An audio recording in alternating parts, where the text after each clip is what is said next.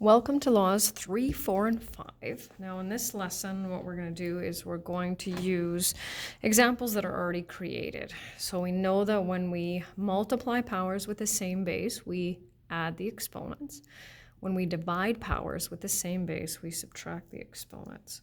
So now we're going to look at what we call power to a power. So here you can see we have two exponents, right? What's our base? Well, our base is what's in brackets, and so that's 2 to the power of 4 multiplied by itself 3 times.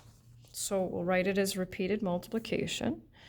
2 to the power of 4 times 2 to the power of 4 times 2 to the power of 4.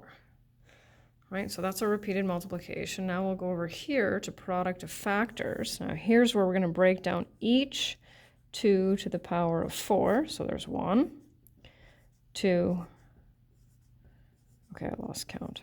1, 2, 3, 4, 5, 6, 7, 8, 9, 10, 11, 12.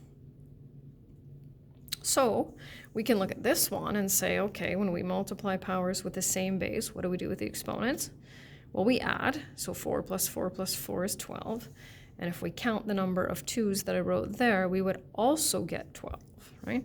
So our power is 2 to the power of 12, right? And just like we did in the previous ones, we want to look for a shortcut, right? Which you may have already found. Let's try this one. 3 squared multiplied by itself 4 times. So we'll go 3 squared times 3 squared times 3 squared times 3 squared, right? 2, 4, 6, and 8. Right? And now we'll do one that's got a negative here. So we know that our base, right, what's squared is negative 4 cubed. So we've got negative 4 cubed times negative 4 cubed, right? And so that means that's the first one. And that's the second one. So then we have negative 4 in brackets to the power of 6. And let's not do this one the long way. Let's do this one the short way, right? So what are we going to need to do with this one? Well, that's going to be negative 5 in brackets to the power of 6. So what do we do when we have a power to a power? Right? We multiply the exponents. So to raise a power to a power,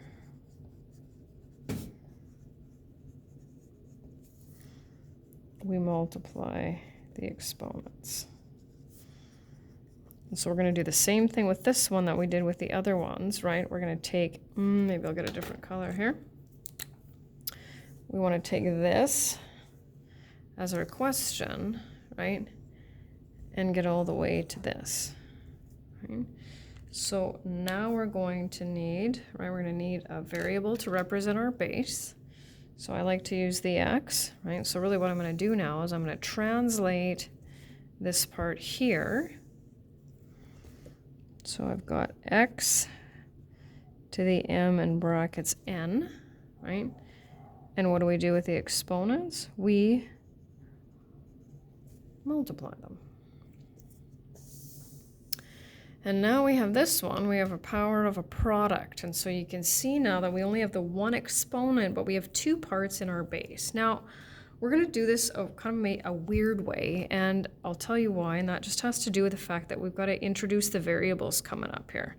So normally what we would do is we would actually we would do brackets first, right? We'd follow order of operations, and we would do brackets first, and then we would apply that. But in a lesson here that's coming up, I'm just going to say it's going to look a little bit like this. And so we actually 2 times y is already multiplied. That gives us 2y. So we're going to actually have to follow what we're going to do here. And so that's kind of why. So we're going to take our repeated multiplication, our base of 2 times 5, right? And we're going to multiply it by itself, right? 3 times. And now what we're going to do is we're just going to separate the 2's and the 5's. And so we're going to go 2 times 2 times 2 times 5 times 5 times 5. And now to write that as a product, the product is the answer we get when we multiply, right? So 2 cubed times 5 cubed. And then we'll do the same with this one. So 3 times 4, and then 3 times 4. 2 3's and 2 4's. And then we have 3 squared times 4 squared. And so I explained this one as when the base has more than one component, I guess,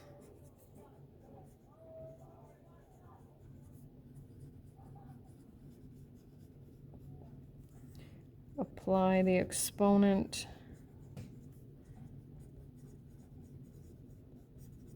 to all parts.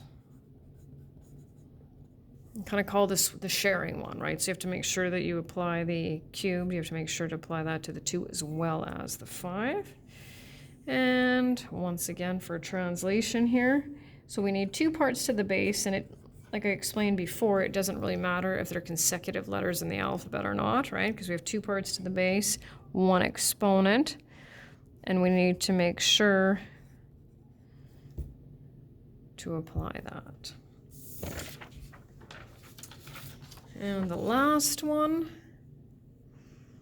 is called power of a quotient. And so we've got a fraction here, right? We've dealt with those before, not a big deal. So 5 over 6, right, cubed. So 5 over 6 times 5 over 6 times 5 over 6. Whoops, sorry, didn't mean to go that far.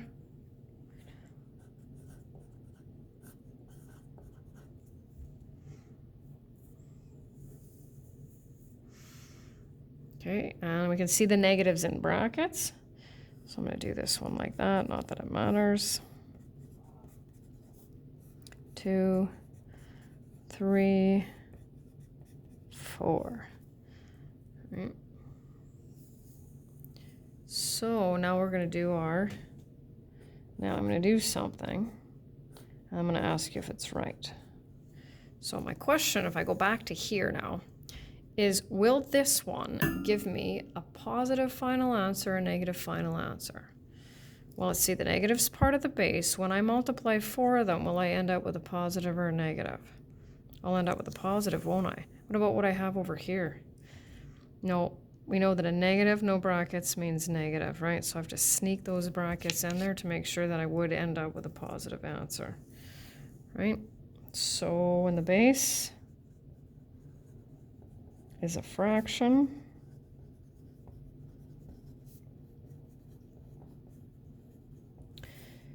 we need to apply the exponent to the numerator and the denominator.